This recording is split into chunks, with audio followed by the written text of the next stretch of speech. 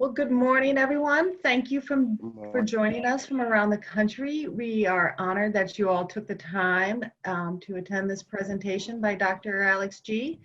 And I wanted to give you a little background first. This event came about because Serve Wisconsin did not want to issue a statement affirming our commitment to racial justice without any action statements backing up our commitment. Racial justice is always embedded in AmeriCorps service, whether implicitly or explicitly. And Serve Wisconsin believes now is the time to ensure it is explicitly stated and acted upon. We, however, realize not everyone is at a place where they feel comfortable to act. And we realize that some actions are offensive or even harmful to the communities we are trying to serve. We acknowledge there are strong minority-led organizations that have been working towards racial justice for generations. This work is not new to them, and we need to learn from them and be supportive and active without needing to be in charge. Serve Wisconsin is working to ensure that our commitment to racial justice is not just an abstraction, but is realized through action. Actions such as trainings and providing funding and members to support organizations working towards ending racial inequality.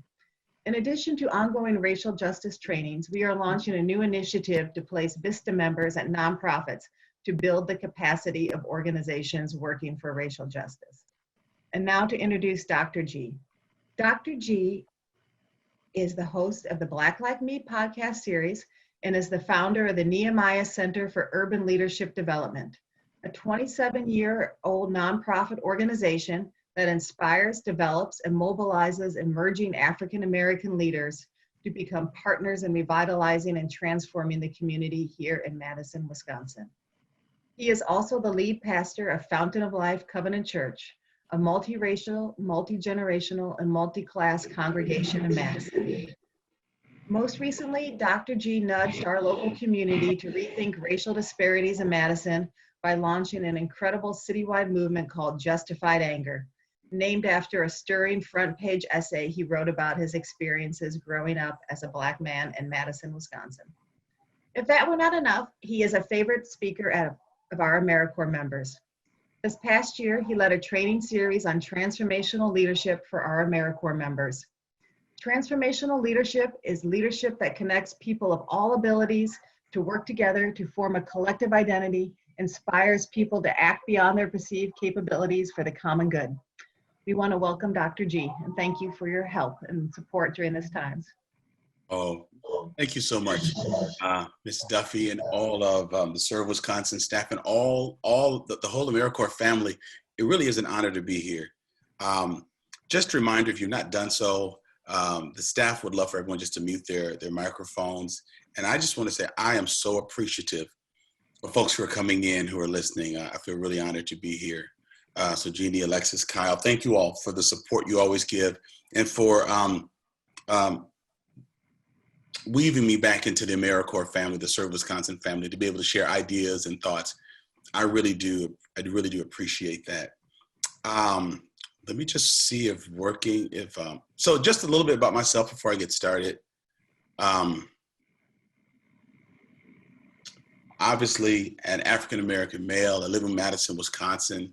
I've been in the nonprofit world for about 30 years. I've been a pastor for about 35. And I've never seen the things that we're seeing in our country today. I just want to say to people just on the onset, there's so many areas of egregious and disrespectful disregard for personhood in our world today. And I acknowledge all of those. I think in light of recent incidences, I'm really addressing the issues of violence against Blacks, what's happening with criminal justice, and the plight of African Americans, and just trying to standardize the understanding that Black lives really do matter. So please understand, that's my passion, it's my expertise, and it's the lens through which I look at this world. And I just need to say before we even get started, well, you know what, I'll say that later. I will say that later. Let me just see if I can get technology to work well. Fingers are crossed, fingers are crossed. Jeannie, Alexa, can you give me, okay, thank you for that thumbs up. Hey, just a little bit, I'll do this again at the end, and I'll share this with Kyle and your teams, because I know many times when I do these presentations, people just want to know how to get information. So we'll share this. My website's on there, Coaching for Site Leaders, podcast information. But the thing I really want to push is the Justified Journey documentary. I have a story coming out on Monday. It'll be premiered of meeting my white relatives who are descendants of my family's slave owners. And so for me, it has contextualized the reality of systemic racism. So for folks who think that that was ancient history years ago, can't we let it go? This is a story about my grandfather's grandfather who was born a slave.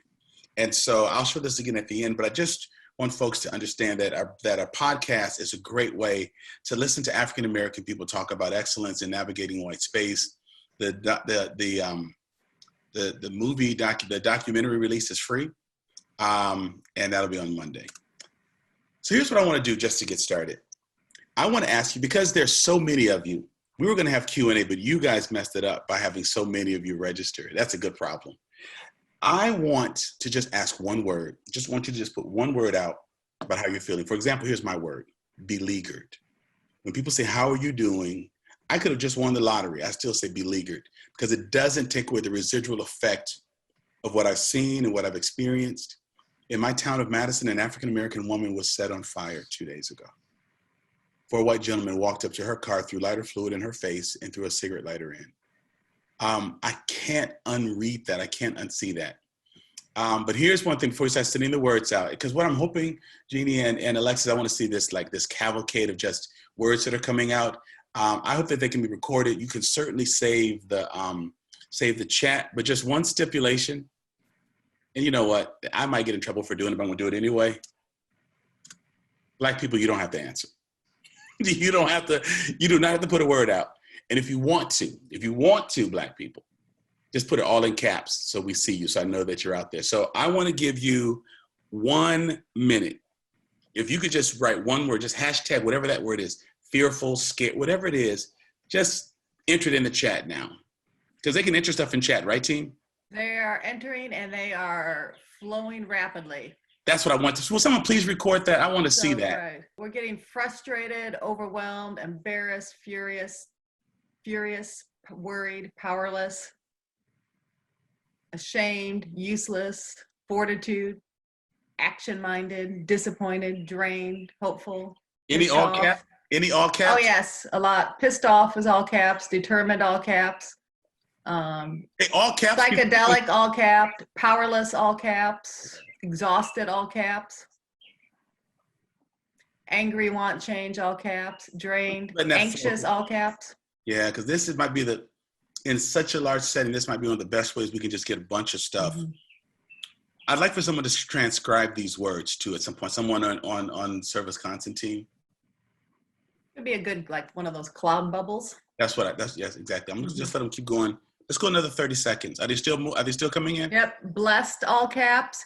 Here and here, both forms of here, all caps. Heartbreaking, heart hurts, awakened, ferocious, disappointed, ashamed. Think of the children, all caps. Seeking positivity, all caps. Disrespected, okay, I can see them now. Listening, reparations. Finally, all caps. I want to run away, all caps. Learning, hopeful, reflective, determined. Black folks in the room, you understand why I told you that you didn't have to put anything. First of all, thank you all for participating.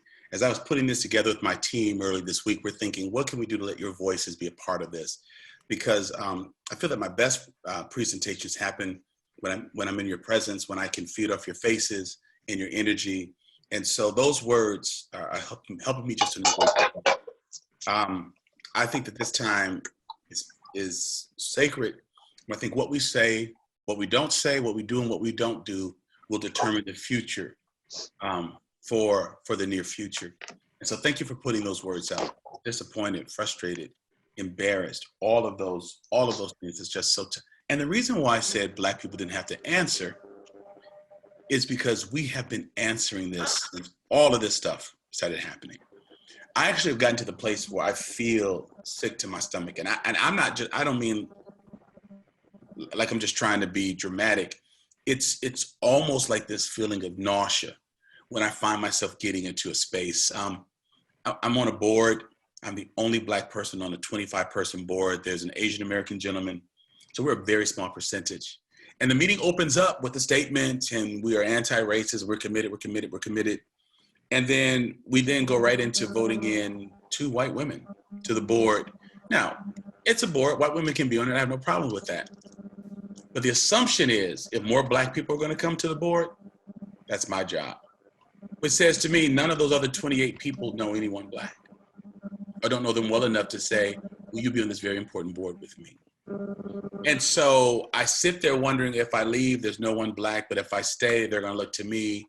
And we make these statements, and it doesn't appear to anyone that the board is where you could really start with change. And so my word is just beleaguered. Having to explain it. I'm experiencing on a number of levels.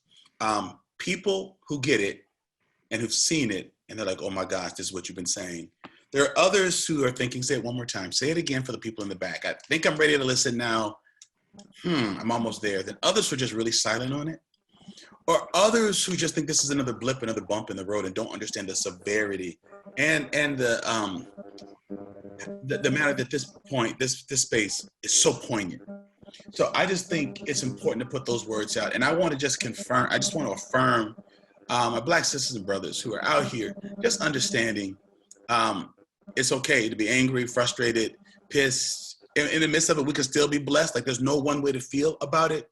But because I've been in this so long, and I'm often asked as a Black leader, I'm called by radio stations, newspapers, TV stations. They round up all the Black people who they think are influential and tell us what you think, tell us what you feel, tell us what's going on. And they never call our white counterparts, who are the agency directors. They are the foundation CEOs. They sit on the board. They run the Rotaries. They run the service clubs. They run the courts and the jails and the police departments and the banks and the universities and the school district. But they call us to come in and say, so how do you feel? What do you think? What's your message? Are you hopeful? And they mean well, but they don't call in the white people who have the decision-making power, the finances to make hires, make changes, do the funding. They're never on the hot seat. I was recently on a news show. They had 3 of us who were Black sitting there, and they asked that question: do you feel better? We've given you this space to just let it all out. Do you feel better? And I said, no, it's like opening my heart to say this, and then you're cutting to a commercial because we're going to the next segment, you know, Sparky, the smiling, juggling dog. And so, no, I don't feel better. No, it doesn't make me feel better. What would make me feel better is having white leaders here. Okay. And so I'm saying this just to give support to the African Americans in the room to understand it's okay to be beleaguered. It's okay to not want to talk about it, because the people who know us and love us will fully get it. I have Black friends that are just saying, I'm on a timeout. And it's not because we're mad at every white person we know. It's just, and part of this is just unloading, because sometimes, you know, as presenters, we speak like we've got it all together. And I want people to be able to resonate and understand. I've got a neighbor who means well. She's gone through our training for U.S. Black history. She stopped me 3 times on a walk. I got to get my walk in during the day because I can't get it in at nighttime, and you know why. So she stops me. I have the earbuds. Hey, I say, hey, I'm talking to someone. Second time, hey, are you? Yeah, I'm talking to someone. She's like, should I just come back around the block? I said, no, because I got a doctor's appointment with my mom. Well, can we pick a time? No, not today. So one day I'm walking again. Third time, she just stops me, ignores the earbuds, to tell me something she did, something she called the police department non-emergency number to suggest that they use some of the training from the George Floyd film for training. And the person on the phone hung up on her. She said, what should I do? I'm thinking, you stopped me in the middle of this to ask me what to do when the police hang up on you. Is it to ask me what to do, or to get an atta girl because you called the police and you called the non-emergency number? Like, I'm walking to try to relieve stress, not to give coaching on this right now. I'm trying to relieve stress because I'm trying to not to die out here. And I said, well, call the chief. So I said, what would you do if they hung up on you any other time? She said, well, I called for my home number, so I'm afraid that they're going to retaliate. And I said, well, honestly, the trend in the nation right now is not police officers retaliating against white women for asking them to do diversity training. The trend is killing black men, black women. I think you're okay. So what does she want me to do? She told me she called, but she's scared to call the chief because they have her home number and they might retaliate. How? I'm not saying this to belittle her, but I'm just saying this to black people. I want you to understand. I'm saying this also to very well-meaning white people, because so many of my friends, fellow parishioners, are wanting to show their solidarity. And sometimes it's shown in just wanting to talk about it. And it's hard to imagine that when this place like, no, I can't for my own sanity, for my own, because once she finished talking and went back in the house, it's now in my head and I'm processing it and I'm dealing with it. And so that's why I told black people they didn't have to answer unless they wanted to. Because there's a lot that's going on and we got to protect ourselves. How did we get here? I want to talk about this a little bit, but how did we get here? This is something that our allies, particularly our white allies, also our non-black allies, this is a piece that we have to really commit ourselves to. Not understanding black history, but understanding American history. I love a quote by James Baldwin, who said, to the extent that we don't understand black people, to the extent that we don't understand them and their plight, we don't understand ourselves, we don't understand our country. Because America was built on free labor. And not just that, every country, every group, ethnic group has been enslaved or has enslaved people. Been a slave, hasn't been a slave owner. What was different and unique about America's system is that it was race-based, which meant you couldn't work out of it. You couldn't earn enough money out of it. You could have hit the slavery lotto, and it wouldn't have changed the fact that so many of the laws were tied into our skin and our ethnicity. Whereas children would take on the ethnicity of their fathers.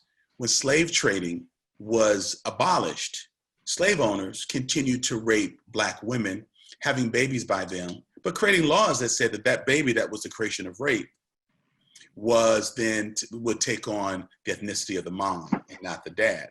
Because if they took on the ethnicity of the white father, they'd be free. We couldn't have that. And so it's a system of creating folks in these groups and then excluding them from financial benefits of it by having laws and designating whiteness as a social construct. And if you're not white, you can't own, you can't vote, you can't do this, you can't do that. And then it built systems around it. So it wasn't just people working in fields, but the cotton had to be picked and then it had to be processed so that it could become clothing and towels. The sugar cane couldn't just be picked. It had to become molasses to become rum. Well, when you start doing this and you're slave trading, you need ships. Well, to get ships, you need workers. And the workers need to go to the shipping yard. And then they also need rails to come into the shipping yard. And then you need captains and sailors to be on the ships. And crap, we can't lose our cargo, so we've got to insure them. And then once we've insured them, we got to put money inside banks. And then we've got to make barrels so that we can put dried and salted fish in them to send to the slaves in the Caribbean, because they need a high protein diet so they can keep working and making us rich. But we need barrel makers. We need coopers to put those wires around the top of them. And before you know it, you didn't have to own a slave. You did not have to rape a slave. If you were a cooper, a barrel maker, shipyard worker, if you worked on the manifest, if you insured folks, if you were a banker, if you worked on the rail, if you rode on the rail, if you made ships, if you cut lumber, you're all in this system. And if slavery stopped, everybody stops getting paid. America needed slavery to continue for America to become a superpower. And so I just want us to understand what's happening now is that we've been trying to fix this with Band-Aids, with just real veneer type of plans to address it. But America has not owned up that the very people on whose back this country became a superpower. You annihilate the Native Americans, you exploit women, you exploit folks of African descent, and then exclude them from the very systems that the very power networks that they created and made plenteous, and then now they're excluded. And then you do have these 2 and 3 different Americas. And then when slaves are freed, America brings people from China to live in those same slave hot shanties, to still have another group of people who we will work to death and not let them go back and get their families, and not let their families come over. So they become entrapped into the Civil Rights Acts, led mainly by Black people, that even affected folks from other countries. The Immigration Act of 1965 came on the backs of Black people protesting so that women and other ethnic minorities and people from other countries could enjoy American life, that America's own Black folks can't. And that hasn't been fixed. It hasn't been addressed. And so what we're finding out is it's the proverbial straw that's breaking the camel's back. And folks are just saying, I'm sick and tired of being sick and tired. And all these systems are built and they're not contributing, they're not giving back. And then the most egregious acts where we're seeing Black people being killed, brutalized, and their assailants freed or not arrested or not charged. And it's just breaking the very spirit of folks, the very core of folks, the very heart of our folks. And that all converged in the last few months. This is not new. This has been going on. If you're old enough to remember Rodney King in the early 90s, it's been going on. And I honestly think between Amy Cooper calling the police on that brother in Central Park, and then what was going on with the Ahmaud Arbery case, and the unconscionable truth that Breonna Taylor could be shot in her own house doing nothing in her own bed. And then we watched, I didn't, to this day I still have not watched the George Floyd. It'll take me somewhere that I can't come back from. So I've seen the photos of it, but I've not seen the footage. It was too much. It was too much. It was too much. And it wasn't just us. It wasn't sent to us through Black Twitter. The whole world saw it. Syria is doing paintings of George Floyd, and in Berlin, and in Brisbane, in New Zealand. I'm on Zoom calls with people from Zimbabwe, in Hong Kong, in Singapore, saying this is wrong, this is wrong. And in my own neighborhoods, we have a justice here in the state of Wisconsin. It's like, I don't think race has really influenced criminal justice in Wisconsin.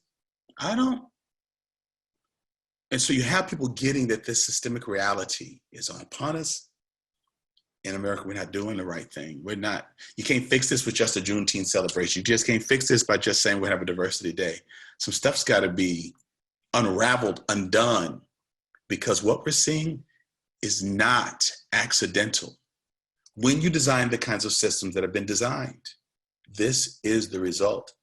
The only thing that's different between now and 25 years ago is this. That brutality, excluding people from rights, moving over people, folks of color training their successors who become their bosses, that's not new. What's different is that we have social media and we can go and tell. We can go and tell. We can go and tell. If we didn't have that footage in Georgia, Ahmaud Arbery's murderers would still be someplace doing whatever they were doing. Without the footage of what happened in Minnesota. So we're in real scary times. And it's not going to go away just because we see it. We saw Rodney King. We saw it. So I just want to just let folks know, particularly those from majority culture, those who are in supervisory positions, this has caused an angst and a fear. And this is on top of COVID-19. Quarantining, and then knowing that there are deaths that are hitting us more than others. In Wisconsin, at one point, I don't know the statistic today, but it's changed. But at one point, 49% of all COVID-19 deaths were Black people. I know pre-existing issues, but those pre-existing issues, according to departments of public health, University of Wisconsin-Madison School of Medicine, and even our own mayor has made a proclamation that the stress related to racial isolation has become a social determinant of health. Let me say that again. Mayors are making proclamations because schools of medicine and public policy have found that the stress that people of color experience by navigating white spaces, listening to white-splaining, microaggressions, causes stress that weakens our systems and our bodies, which means we get breast cancer at the same rate that white women do and catch it at the same time and have the same treatment, and Black women die more. We catch prostate cancer the same time as our white counterparts. Same treatment, same meds. We die faster than they do. And those stress-related illnesses like hypertension and diabetes that are precursors to COVID-19, they're also precursors to dementia. I'm on the Brain Health Committee. I co-chair the Brain Health Committee for the Black Brain Health Committee here, working with the Department of Alzheimer's and Dementia Research at the University of Wisconsin-Madison. And so this stress is one of the reasons why we're leading in so many of these. So we have these systems, we have this exclusion, and then we're having these reactions. And so we got to find out how to care for our folks without asking them to explain everything. And that's a tricky rub, because some days we don't see the pushback coming. Some day we're just fine, and then we'll hear something, we'll see something, we'll feel something, we'll remember something. And so I just want you to understand, this is how we got here, because America has never really reckoned with it. Systems, banks, educational systems, employment systems have not reckoned with this. We've not talked about it. So people are taken to the streets. People are upset because the fear is the world has seen the disparity. The world has seen the public display of disparity. And the fear is everybody's going to go back to business as usual real soon. Eventually, we're going to forget this. Like we forgot Michael Brown, we kind of forgot Trayvon, we kind of forgot Eric Garner. We bring their names up again when something happens, but we go back because there's so many other folks. There's so many other folks. There's a gentleman killed in our community while he was unarmed. His name is Tony Robinson. I'm sure his family talks about him every day. But when this recent incident happened with George Floyd, Tony's name was invoked again. People begin to talk about it and bring it up while marching, because when it happens, it brings up all of the stuff. So I just put that out there for all of you who are here. One, those of you that are experiencing that stress, I want you to know what it is. It's normal and you can't just shake it off. And sometimes hearing somebody else saying, yep, that's real, is what we need to get through it, and finding safe places to do it. I don't know, I'm just gonna talk. I might get myself in some trouble, I might get some of you in trouble, but you might have to figure out what flex time looks like, how healthcare plans work, how mental health days, what that looks like. But I want to say to white people on here, it's real. I'm a middle class Black man, been married 32 years. I own my home. I've got an earned doctorate degree. I'm putting my daughter through graduate school. My wife has a degree. My sister has a degree. My mama has a degree. And there are days I don't want to get out of bed. And it's not because I'm sad or scared, but I'm beleaguered, which means it goes beyond just my emotion. The heaviness of having to always fight this and say this and share this. And I needed to just stay there for a moment, because so often in places like this, we want to know what to do. We got to contextualize it to know what's going on. And we also got to understand that sometimes work and sometimes in good intentions, we re-injure folks. America needs a huge pivot, huge. It's got to change. It's got to take a look at things. We can't just say, yeah, we're going to do more training. Yeah, we're going to do more awareness. We can't just read statements, because it's out the bag now. It's out there and it won't fit back in. We got to find a way to get the milk that's spilled back into the container. So it's got to look very differently. The lack of diverse representation, the lack of explaining these things, of making sure that folks are empowered. We can't continue things the way they are. This was part of AmeriCorps' mission. So forgive me if I've missed this or got an old one, and people are saying, no, Alex, we changed that. But at one point, whether it's a mission, it's a core value, but it just talks about AmeriCorps is your moment to take the path less traveled, to break the status quo, to stop talking about the problem, and to be the solution. I think that is important. I think it's bold, but I think what we got to ask ourselves is, when that statement was made or when you became formulated, and again, I'll take all kinds of rebuke for missing some of my dates. This is me trying to do some of the research in the background. It may not have seen racism as the problem. it may not have seen systemic racism as a problem. So I'm just saying here that as we're really looking at moving forward, we have to really look at what we're attempting to do. Are there medicines that we used to use that we don't use anymore? There are things that my mom took that people say, nah, don't take that. Don't do that. That's not really helpful. So what we have to really ask, if we're asking people to be the solution, have we identified a different problem? Is there a different problem now? Because telling people that we need a solution and understanding the problem better may change things up a bit. And so I think something we got to really take a look at. Do we understand what those solutions need to look like? Has AmeriCorps, have you burdened or re-traumatized Black members? And again, I'm just saying this, I'm addressing what's happening in terms of this unrest. I know that there are things happening to Asian Americans also related to COVID, but it's just my understanding, my passion, that what's really come to the forefront is the role that systemic racism has taken on beating down Black people and pitting them against other groups so that we don't work together for a solution, pitting us against each other. Asian Americans are being beaten up in supermarkets. They're keeping it very quiet, but I'm sitting in circles with folks who are explaining this to me in sort of a family talk. I'm one of the few non-Asian American folks, non-Korean folks, Korean American folks in this particular group, and they're telling it.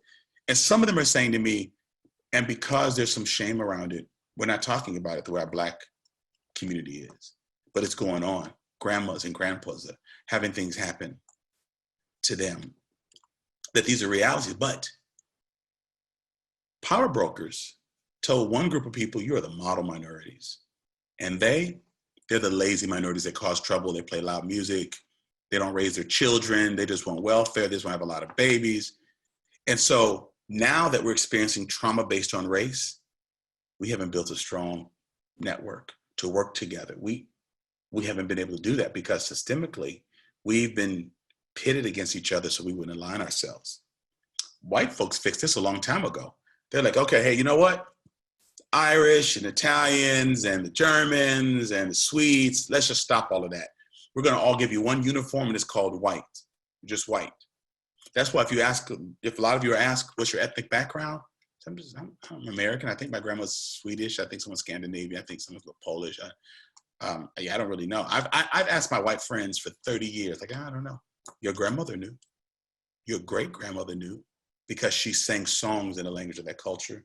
She and her mother cooked food in the language, in the spirit of that culture. That culture was very, very real.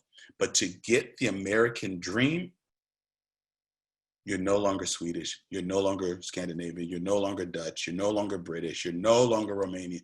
You are white. You're American. You're white. And no matter how poor you are, you're not. So the white people built some solidarity. It was called whiteness. It had nothing to do with, they did not come from the country in Europe called white. It was a way to allow the scales to be tilted so that benefits could play to them. So if you're white, you can get a traditional loan. If you're white, you can get a job. You can buy a home. If you're white, you can buy a car. You can own land. You can own slaves. But if you're Black, you can fight in the war, be in the colored section. When you come back, we'll let you go to a colored school, but you're not going to get a GI loan to buy a house and live by white people. That's not going to happen. So we redline so that you can't live there, even when we do let you get loans. And so my question is, has AmeriCorps, and I'm not accusing it, I'm just asking questions. I'm truly just trying to be a guide or help just to walk along. Are Black members being re-traumatized? Are they being asked, explain us, teach us? I know people in cross-cultural settings where they're the only Black person, only person of color, and they're being asked by their bosses, will you please tell me if I'm racist? Please tell me if I say something that's insensitive. I need you to kind of be my conscience. We don't want that burden. We want to come home. We want to do our work. We want to help people. We want to save our part of the world. Then we want to go home. But I can't tell you how many Black people, people of color, are burdened by being asked to be the race police on their white bosses who sign their checks. Come on.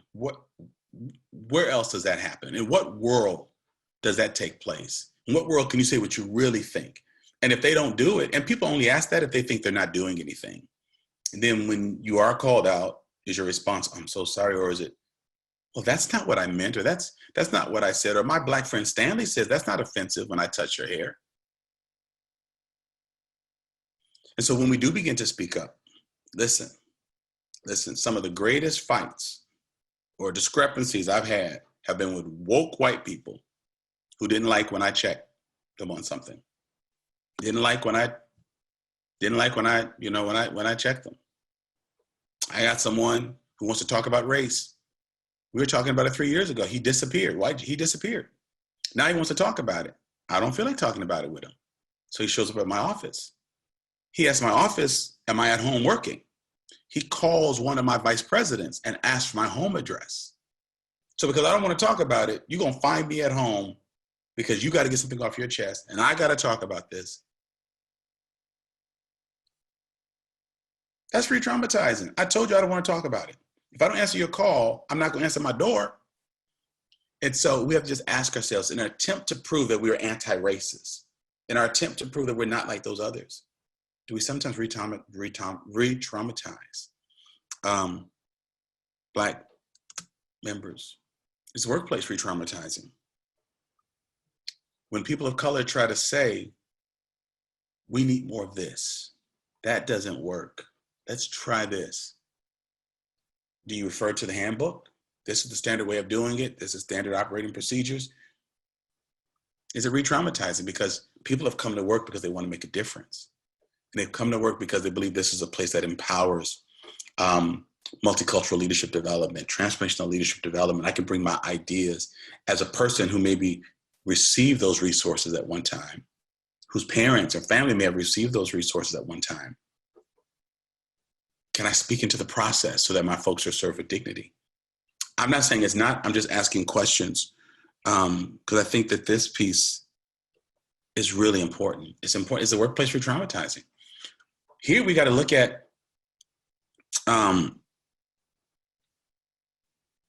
where do we go from here? What do we do? How do we change these things up? And it's not just statements and it's not just training, but you got to look at the power structure. Does our leadership structure look anything like our communities we're serving? Does it look anything like the staff we're hiring? Does it look anything like that? Is that a problem for anyone? Is that problematic for anyone? Now's the time to look at those things that have not been problematic for us. You know, I think about NASCAR. Doesn't draw a lot of people of color, probably for a whole lot of reasons. But when the US government said recently, or whomever, NASCAR, Racing Association of America, when it said, well, we're not gonna allow cars to have Confederate flags on them. We're not gonna wave the Confederate flag. My first thought was, you mean y'all were waving it? Like, I didn't even know. Like, y'all been waving it? And now you're gonna change it, which says to me, you knew it was wrong. You knew that was wrong. You're gonna change Miss Buttermilk? What's her name? Miss Butterworth, I'm sorry. Buttermilk, that's what I drink with pancake. Miss Butterworth? My thing is, they're gonna change it. Well, didn't somebody think that was Aunt Jemima-esque, mammy-esque, slave-esque? So you're gonna change it now? No. Keep it, let it make money. Okay, get rid of it. But take some of that money and create scholarships to culinary art schools. No, let's go deeper. Don't just change her. Let's own the fact that Mrs. Butterworth's recipes were stolen. Like her children and her mama and her siblings. But her recipes were stolen. The Colonel's recipes were probably stolen. I'm gonna get in real trouble saying that. Because they weren't in the kitchen. Look how white the Colonel's suit is. Do you think he was in the kitchen cooking? So let's not think that we're fixing things by making Aunt Jemima look less like Hattie McDaniel, an old Black actress who played in Gone with the Wind, and make her look more like, say, I don't know, Halle Berry, Angela Robinson, Angela Bassett. No, take some of that money that you've made and put Black kids through culinary art school. Create a Black culinary art school. Create a soul food culinary art. Just changing the images does not empower disenfranchised people. It doesn't change the system. It just changes the window cover. It's still a window. Put a blanket over it. Put a shade over it. It's still a window. And if it's just a wall, it's a wall. So that's why I said when we go from here, we're going to need help from our members, our staff. We're going to need people saying, in 10 years, what would make you proud to refer your little sister here? 20, what would make you proud to refer your child here? What do we need to do at a systemic level? But now you're going to have to get some help doing that, because you can't do it in a way that's going to jeopardize their positions and their roles. But where we go from here, so we got to make some real systemic change. Who we hire, how we hire, why we hire, where we hire from. We got to do that. There's more Black people on the planet than there've ever been before in the world. So the fact that we don't have them is a product of we don't know them. The fact that we don't hire people and can't find them is a product of not knowing folks. We got to hire from within our ranks. We got to find the folks with that leadership, those skills, and bring them into key positions. But every organization, particularly the service ones, because so much triggering and re-trauma happens at that level. So much of it happens right there. And so, where we go from here is that we got to ask, you have to begin to ask questions. What really is the problem? What is the road less traveled? What is the status quo and how do we break it? Because if the problem really is systemic racism, are we fixing it with some of our services? Because we're challenging, and whether that's the most recent mission statement or ethos statement, it's certainly the passion of AmeriCorps. So do we even know what the problem is? Is the problem that people of color are just noisy and they want more? Is the problem systemic racism? Then how do we really fix that? That means we got to challenge. That means we got to use our voices. And that's not just code for Black people or people of color. That's code for white people in leadership. What are the structures? What are the practices? What are the policies that make it so difficult to be diverse, so difficult to be inclusive? Having a diversity plan and not having a diversity staff or diverse staff, those are mind games. That's what's gotten us here. What are some of the real changes? What are the real problems? We got to study it. We got to talk about it. That's why in this talk, I spoke a little bit about systemic racism in history, because it's not just that someone got killed. It's that Black men have never not been killed. Black women have never not been raped in this country. Let me give you an example. My sister does work with Black girls. She has the program that's called Defending Black Girlhood. And she has a podcast by that same name, Defending Black Girlhood. She said right now, currently in the US, there are 65,000 Black women who are reported missing. Those are not the ones who aren't reported. 65,000. One white person went missing this week, and I got an Amber Alert on my phone. It came across my phone. It was news. One white person was missing. How the hell are 65,000? That's a city. That's larger than Janesville, Wisconsin. University of Wisconsin-Madison is 45,000. That's larger than the University of Minnesota. That's larger than the University of Michigan. That's larger than the University of Illinois. 65,000. Those are daughters, moms, aunts, sisters missing. Nobody knows where they are. And very few of us on this call know that. So when Breonna Taylor was killed in her bed, it wasn't just like somebody got shot. It's all of that reality. And now this sister is gone. And we can name 12 Black men that have been shot and killed, but we can't name 3 Black women. And we know 70% of our homes in our community are led by these Black women. 65,000? What's that impact on the community? What's that impact on kids? What's that impact on economics? So what's the real problem? What are we really dealing with? And so we have to really look at the problem. It's systemic. It's unfair. And we got to be able to challenge it. We got to be able to break it down, because the road less traveled is speaking truth to power. That's the road less traveled. The road less traveled is not just finding a kind solution. The road less traveled is challenging systems. Miracle, do you have a system that's challengeable? Can your supervisors, can your members challenge it? And if your members are being supervised by agencies that don't espouse these truths, will you keep using them as sites? Do you have reports that certain sites are toxic for people of color, but they still continue to be sites? Because with this officer, with George Floyd, they knew that he had a record. Many of these officers have had reports against them. It's not like this is the first time I don't know what happened. Are we part of the solution? What's the road less traveled? What's the road less traveled? The road less traveled is this. Here's our standard. If you're going to work with us and support us, here's some things we need you to sign off on. Here's some things that need to happen, and we're going to evaluate it. If it's not, we're going to talk to you once. Really kind of nice and stern. We're going to do it a second time, third time. You know what? You don't deserve our employees. You don't deserve it. Look, I told you I'm beleaguered, so I'm just going to speak the truth. Because I feel like people are here because they need more than a pass. They need to know what we're really dealing with. What breaks my heart is when we know white-led agencies are choking Black employees when things aren't right. Now, I'm not saying everyone, but we know that there are places where this, you've heard time and time again. We know the agencies, we know the organizations, we know the places. We have to stop that. Because if we don't change it, we're part of that problem. And you're saying to people, that's okay. What's the road less traveled? We got to promote. We've got to grow our own. We've got to give people the skills they need to rise up. I love that statement, to be the solution.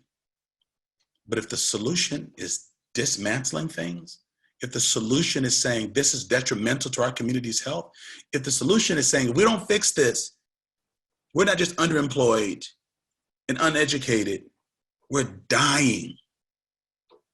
So I love the fact that we're being part of the solution, but let's make sure we understand what the solution is. It's a strong voice. It's a prophetic call. Do we make room for that? Do you have room for that? Because that's what this is going to take. That's what this is going to take. You got to make room for your people to talk. Have you given room to African Americans to just process? I know in this world of being so politically correct, can we just call African American people and say, what do you think? You better. If there's ever been a time to do it, it's now. But you also need to check in on your white staff too. Have they had a chance to come together and say, I feel embarrassed? Like one of the words that came up was embarrassed. Like where do people really get a chance to process that? I don't know if my Black friends trust me anymore. I don't know if I've lost credibility. I don't want them to think I'm like those folks. I don't know if I'm saying a lot. She won't take my... Your white staff members are just struggling. And because our generation, my generation has been taught among whites, don't see race, don't see color, don't see difference, don't talk about it. So if we don't talk about these family secrets, then your staff don't know how to process it. And then you have this beautiful mosaic externally, but you have the ability, AmeriCorps, Serve Wisconsin, to allow them to really come together to process. Asian Americans are hurting a lot. The Latinx community is hurting for different reasons. And so do they get a chance to come and talk? You might have to bring folks in just to help facilitate those discussions, or have room when it's just folks in there. But I say there are two big things that we got to do. One, we got to let people just vent about how hurt and despondent and angry and frustrated and embarrassed and scared they are. But on the other hand, everyone, in my opinion, who works with you needs to understand systemic racism. Systemic racism. Systemic racism. There weren't slaves in America. There were African people who were enslaved. They didn't just fall upon slavery. Someone degraded them, put them in chains, breeded them like animals, raped them at will. They were enslaved. When someone's just a slave, it doesn't describe the system that put them in chains and maintained that level of status quo, that maintained that. We got to understand it and what that meant, and how that related to internment camps for the Japanese Americans and the railroad exploitation for the Chinese Americans. And we have to look at all that and the things that have taken place with women. And here's how, this is another piece of it that we don't talk about. We also have to talk about the contributions. In these times, we have to know them and talk about the contributions of African-American people. Because that Immigration Act of 1965 was directly connected for the Immigration Act that allowed people to come from Asia and other countries, but a lot came from Asia because the U.S. was limiting its ethnic status because it wanted to be a white nation. So the federal government limited that, told people to come over in the 20s, 30s, 40s from Asia, work, start your restaurants. Oh yeah, you can't bring your mom, you can't bring your wife, you can't bring your kids, about that. But in 65, after the Civil Rights Act and the Voter Registration Act and the March on Washington, well, this happened before the March on Washington. Because of the marching, because of the organization of Black people and a diverse group of people that worked with them, laws changed. So folks from Asia could bring their spouses and their children and their parents. It allowed the Asian community in the United States to not just grow, but bring wealth and keep it. Because until then, America would exploit them. Women grew because of that.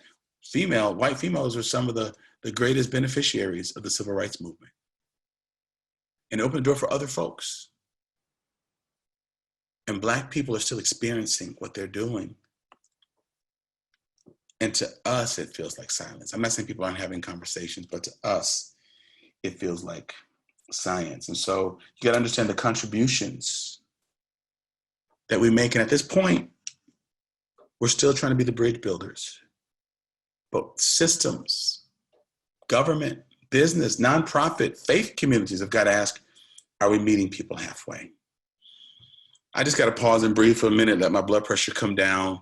Just going to take a breath for a second and just say, Alexis or Jeannie, do either of you have a question for me? Can we do a couple of questions? I have a couple that's on here, but are there any that are coming up off the board that you want to ask me?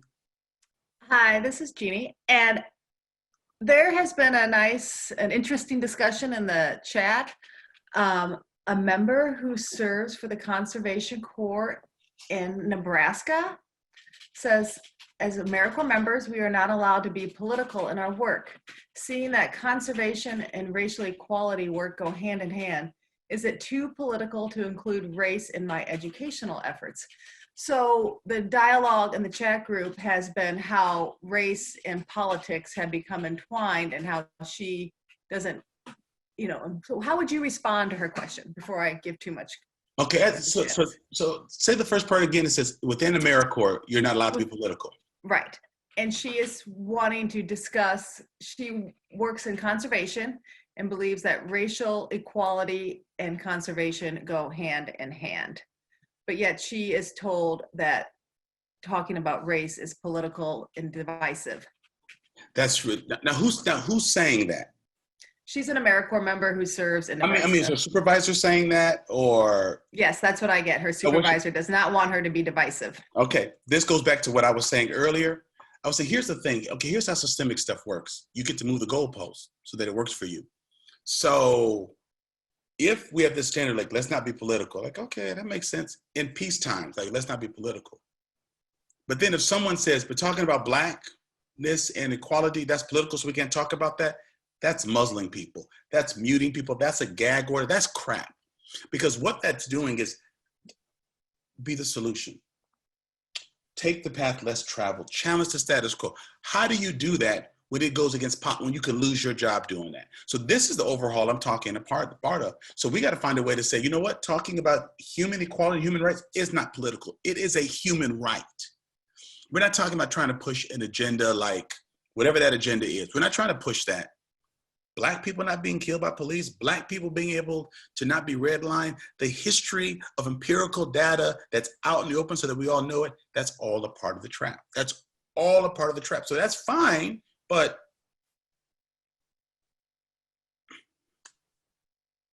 so then what do you want your people to do?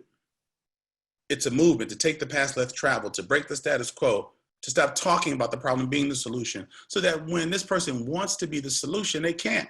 That's crap. And so my suggestion, you're not going to keep people like that. The word's going to get out. It's going to get out on that agency. And this is where I think, if I'm understanding this structure correctly, Jeannie, and help me. This is where AmeriCorps has an organization that might be like Nehemiah, that's a partner with you that people work in. Mm-hmm. Yes. If my staff can't live up to my mission, they can't work at your agency, period. And that ball is in AmeriCorps' office, in AmeriCorps' court. If you see that as being a real issue. Now, if you don't believe that my right to live, my right to a trial, I mean, Charles Manson, helter skelter, mass murderer, he's gonna get a trial. Dylan Roof, who shot up 9 people.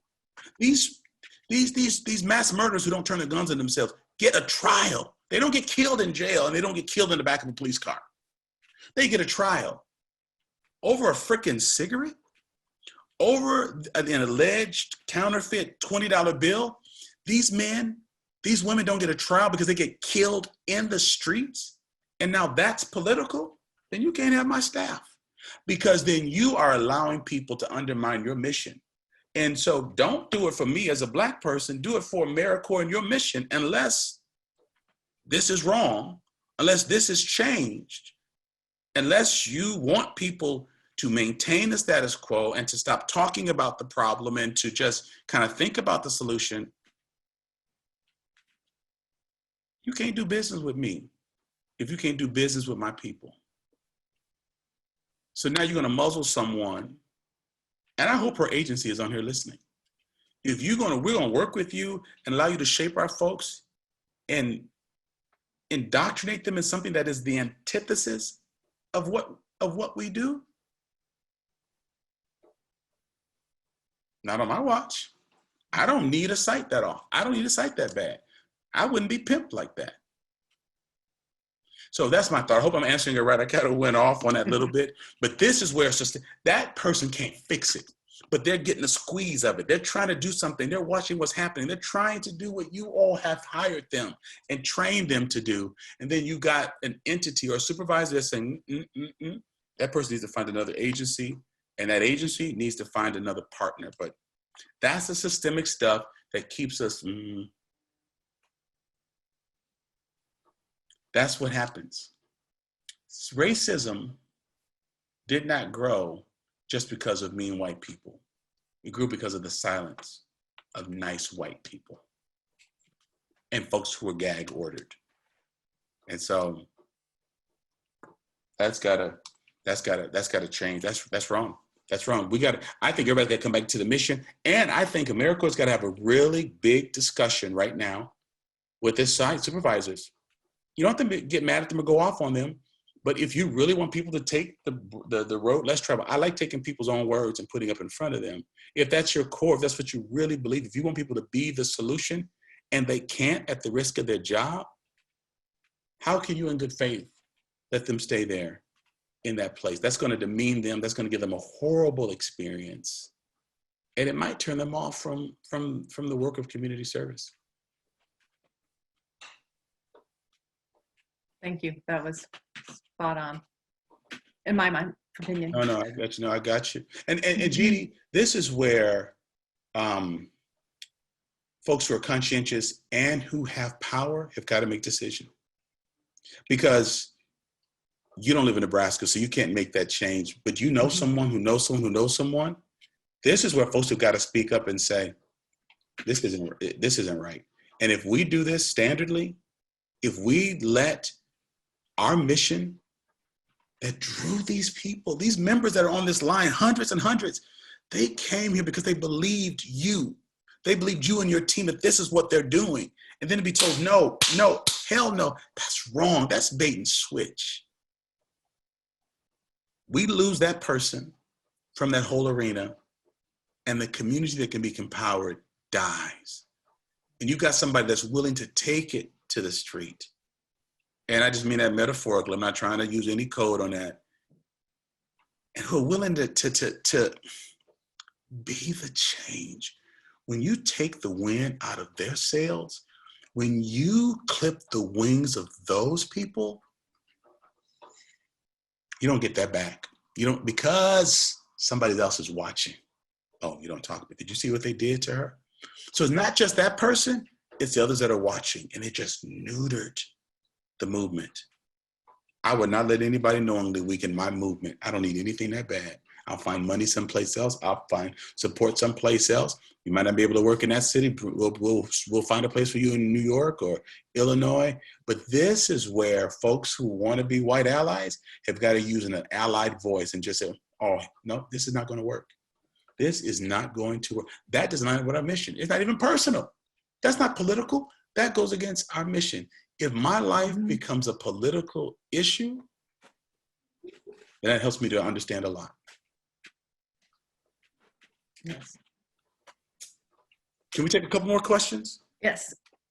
So this one is a little more concrete. My youth program was founded on increasing diversity.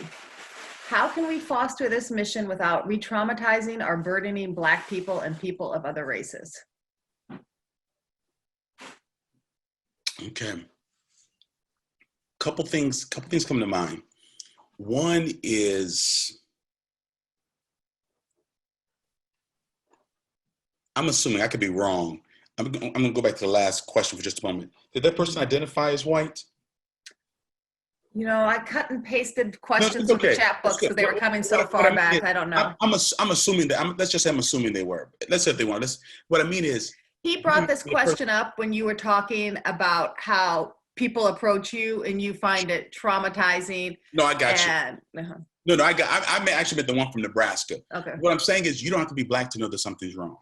So if you know that there's an all-white team that's got an all-boys network, you don't need to even involve Black people to say, is this system wrong? So I'm saying the way you do this on this question, the way you do this without re-traumatizing Black folks is not involving them. Like the woman that stopped me while I was walking. Call the freaking police. Do what Amy Cooper did. You know what to do. Pretend like your dog ain't on a leash. You know what to do when something's not right. Write a letter. Call the alder.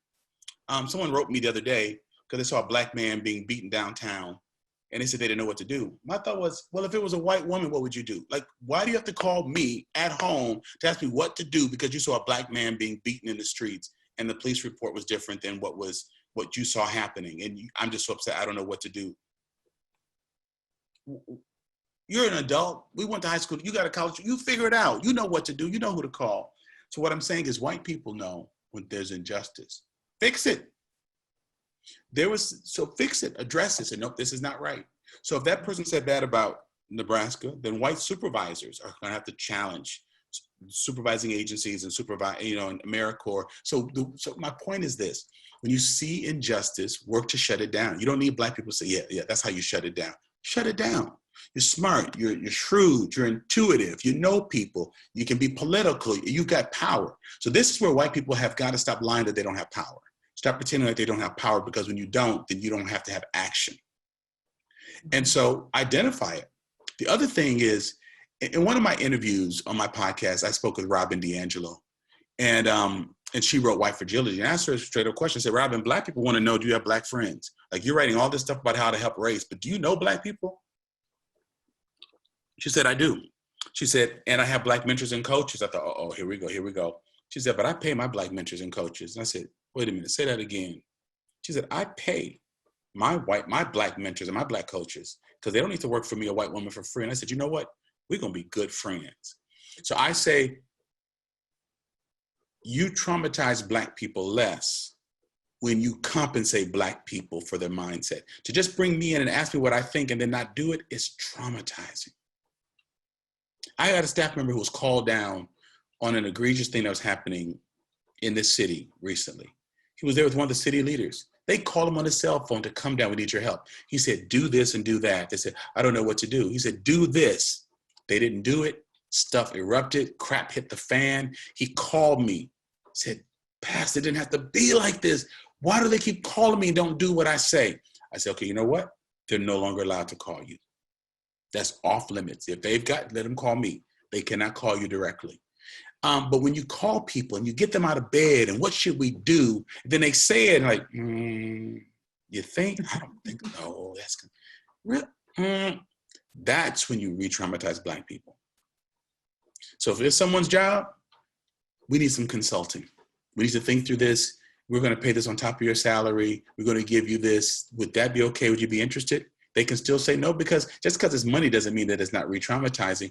But a lot of times we're re-traumatized because we are drained for information. And if you do it, the white person takes the credit. And if you don't, we just watch it. Then why'd you ask me? So I'm saying, make it a specialization. Pay your own folks to be consultants. Let them come. Give them room to speak into things. And if you don't do it, they still got paid. But I think it's not that folks don't have ideas and thoughts. Many of them just don't want to be taken. They don't want to be taken advantage of. They don't want to be taken. They don't want to be taken. I'm just to the point where I've said so much stuff that people have just blown off that I don't have time for free information, because I can't get that hour back. I can't get that time or that energy back. And so I would say, if you're white and you see stuff that's wrong, if it's all white and male and it's problematic, you're hearing comments, it just becomes self-fulfilling. They just keep bringing the same people in. Say something. But if you do use your folks who are people of color, make it a specialization. Let them know we appreciate the fact that we didn't hire you for that, but you have that skill on top of this skill. We're going to compensate you for it. That's just sort of a light answer, but I think that will really help, Jeannie. That is great advice, to make sure we're not asking our African-American friends and colleagues for free advice all the time. What, Jeannie, when I get calls now from like political leaders, they'll say, Reverend G, what do you think about? And I'll just say, what do you think about that? Like, they don't even know I flipped the switch. I'm like, I'll talk to you. I'll listen to you. But no, you're not about to pick my brain and then go hire a white organization to come and talk to you about diversity and then call me and ask me for free advice. What year is this? You can't get free labor out of Black people anymore, not this Black person. And because people think it's my job to do that. Like, we just because you're a pastor, maybe that's why. Right. They come to church on Sunday, and we're going to still pass that. They come to church. But, you can hear me for free then? You can hear me for free. But if you're calling me and asking me strategy, you're not asking me verse in scripture, you're not asking me for prayer, you're asking me how do you dismantle something or build? No. You're not calling the pastor. You want a social. I'll just sit there and say, what do you think? Okay. I'll just keep putting questions back on them. But it's just because it's not just being re-traumatized by the topic. It's the re-traumatization of being used. Exploited. Okay, this is going to be a softball question for you. Sure. And it's also very pertinent because, as you most likely are aware, many of our members serve in school-based settings. Sure. So this question is, how could we improve the education system to better support learners who have Black, brown skin? Remember, we only have 15 minutes left, so. I would say report out somewhere on what you're seeing in terms of the treatment of those kids.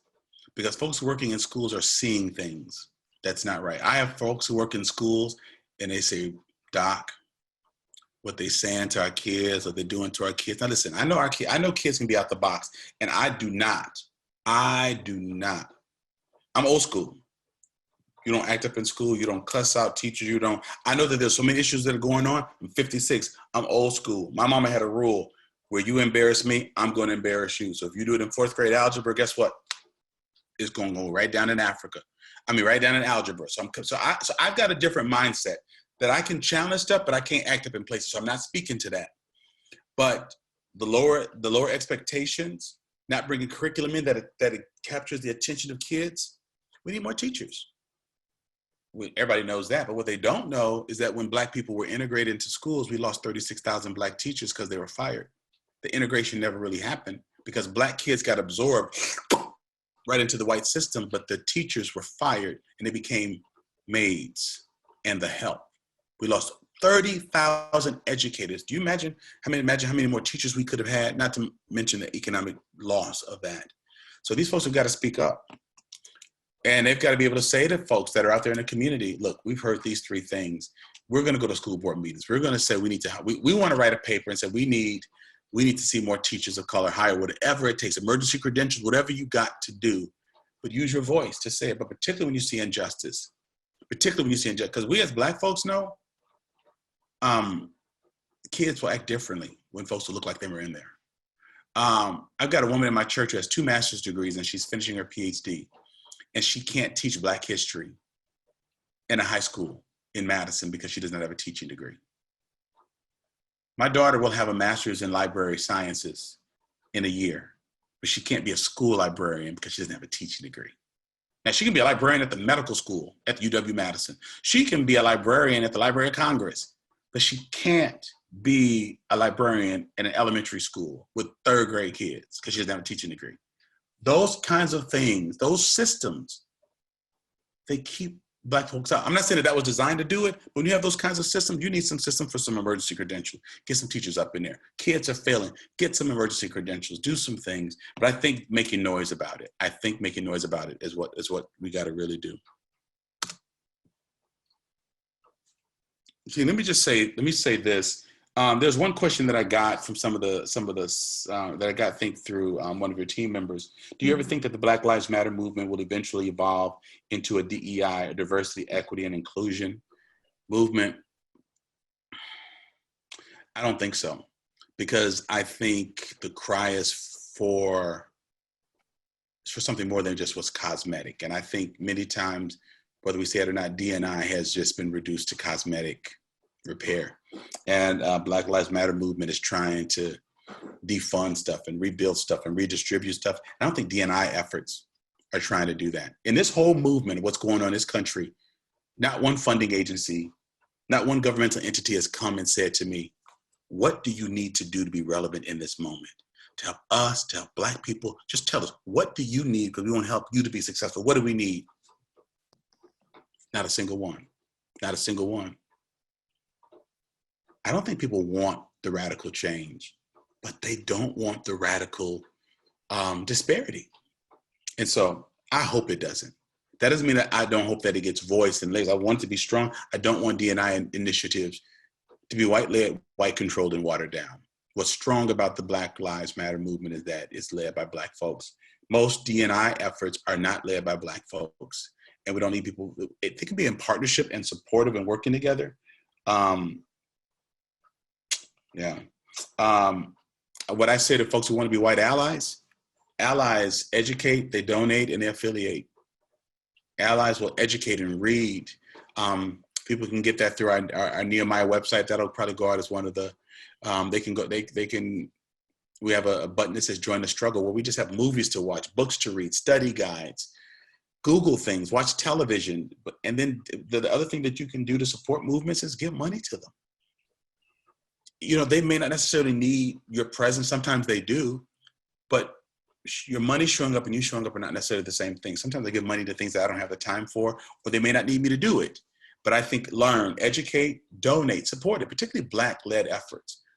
Because in this time, watch it, team. What you're going to find out in this era, in this time, is that you're going to see a lot of white-led efforts talking about racial justice and anti-racism, and they're getting money and support and going. Meanwhile, you got Black-led efforts that can really do the work and has done the work, and they're not getting the support to do it. Support Black-led efforts. And then affiliate, join, show up, go to the rallies, sign up for the newsletters, read them, share them with your friends, bring others into that. That's what I tell people to do with my podcast. Listen, learn, become a patron, donate, but then bring your friends, share it. Don't just keep it to yourself. But America is at a critical juncture because America is at a critical juncture. And so I really respect Serve Wisconsin. You know, you let me be frank, you don't censor me. You let me do, the podcast that we created for your team in a way that allowed me to bring my real voice, my real thoughts and those things to the table. I really, really appreciate that. We need more of that. We built a relationship over the years. It didn't just happen overnight. We built a rapport and a relationship. And we got to look at how we do business. AmeriCorps has helped to move the needle. I believe that. AmeriCorps is needed here. I believe that. But AmeriCorps has got to change. I think the AmeriCorps of old is not as relevant. I'm a pastor. The church isn't. Every institution must pivot because the world has pivoted. If it wasn't just quarantining and then what's happening to people of color with COVID-19 and then all of this racial unrest and what we have seen around the world, come on, if we just think we can just go back to life as normal, we're crazy. We're really crazy. So America's got to begin to ask that question. And any way that I can help with that discussion or with your counterparts, Jeannie, and other places, I know you got people, listening around the nation. I think we need strong partners who can come in and speak strong truth and not just say this is what you need to do, but actually encourage people to think strategically, maybe guide or coach them through the process. But it's got to shift. I'm saying this to pastors. I know pastors in my line of work who lead very diverse congregations they need to have different discussions now because the world has shifted. Hospitals need to, law enforcement needs to, law needs to, the courts need to. The courts need to. I'm having discussions with justices, with judges that are saying, we need help. We need help. The courts are part of this problem. If judges are looking at change, AmeriCorps has got to, because it's at a critical juncture. It'll motivate your donors. It'll bring healing to your communities, but it's what we really need. And I'm just trying to finish up early in case there's other announcements or any other questions. I'll just finish my part because I know it's important to not go over. But I want to remind folks again about the movie. I'll make sure I get this slide to Kyle, or if people can just remember, go to alexg.com. There's a big banner that says register. And we got a huge platform. We can hold, over 2,000 folks on it. So tell your friends, share it with folks. I'd love for all of you, it looks like there's 500 participants. I'd love for all of you to register. Just go to alexg.com, click, and it's free, but it's a journey of my going to Mississippi and meeting the white descendants of the family slave owner.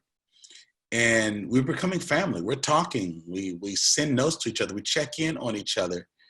But they have a 150-year head start on my family because I've met folks and we're descendants of two brothers. And my cousin John is going to be on the call. He'll be on the panel. And his great-grandfather, my great-great-grandfather were brothers. He had no idea that his family were slave owners. He was 69 and found out he descended from a slave owner. And his great-great-grandfather raped my great-great-great-grandmother. They had a child named Henderson. And the documentary travels with me to Mississippi to meet these folks, and it contextualizes the racial unrest that we're experiencing right now. Because even though right now John's daughter's in grad school and my daughter's in grad school, it looks like, oh, they're all caught up. Like slavery didn't really matter. They're all equal. No, think about this. They've owned a home for 150 years and we rented for 150 years. Our equity position is not the same. And this movie just shows my real desire for healing. That comes by understanding the true trauma. There's no healing without saying this really happened. When John said, I know my family owns your family, and I know that I didn't pay my Black employees good wages, he has acknowledged that that might be why his family had 6 flower shops in their chain, a floral chain in New Orleans. Not because they pulled themselves up by their bootstrap. My great-great-great-grandmama was their bootstrap. And you need to know history. You need to understand this so that you don't look at me and let somebody tell you that I'm lazy or didn't work or didn't do anything. And so it gives us a context. And the movie is free. So once you come, it's out there. You can use the link. You can show it in your sections, in your areas and stuff. And I'm sure doors are going to open for me to come in as a speaker to just talk about it with staffs, teams, hospitals, universities. So please know that once you come to it, you'll have access to that link, that you can use it just to watch it and share with your other folks. I've got a podcast. I'd love for everybody just to go and just click AlexG /Black Like Me. If you're on iTunes, you can just look at Black Like Me. If you've got an iPhone or iOS, you can just say, Siri, find Black Like Me podcast. And Siri will do that. In all sincerity, Siri will. You can say, Siri, don't do it now because it'll disconnect you from this call. You can say, Siri, find Black Like Me podcast, and it'll do it. Your Android will do it also. I just don't know how that works. But in your Google search, you can find it on Spotify, iHeartRadio, YouTube. It's out there. Listen. It's free. Subscribe. But it's great conversations of Black people talking about navigating space, and then other contact information. I want to make sure that Jeannie and her team, that they have the last few minutes. This time has gone by so quickly, but I want to say to AmeriCorps workers, members, supervisors, folks who give back to our community are wonderful people. And I try not to waste my time talking with folks just because it's a gig and I want to just share my agenda. I believe in the people who invited me, and I believe that you are people who want to and who have the ability to change the world. And I think people need to come alongside you and say a little bit less of this, a little bit more of that, but please don't let a tone or my information be off-putting. I just need you to be strong and on point, because America and AmeriCorps and your agencies are at a critical juncture. And what we don't do or do, our children and grandchildren will talk about it. This moment is more critical than anything I studied about the civil rights. This is that pregnant moment. We are all in that moment. Let's not turn away. Silence is not an option. Do not let white guilt immobilize you. Lean in to find out what to do. Don't forget, you got to educate, donate. But thank you all. No. Thank you so much, Dr. G. If you go back and read the chat box, you will see all the grateful thank you notes and inspiration, how you inspired people today. One that I want to read in particularly said, "Thank you for your time, your emotional labor, your expertise. We really need to hear this again and again. Thank you, Dr. G." And I really want to, personally thank you again for your emotional labor. You really feel your passion and your heart, and you inspire us to act and to do the right thing. And thank you for recognizing that this is a journey that we are on, and we are not going to stop. And we are hoping to host more sessions such as this on racial justice. And we will be inviting you all in. And as Dr. G said, this is a journey. We haven't figured out what our next steps will be. We know we want to do one on Black feminism. And so we will be consulting and developing, and we will be inviting you to the next time we host a series on racial justice. So thank you, everyone, and we will be in touch.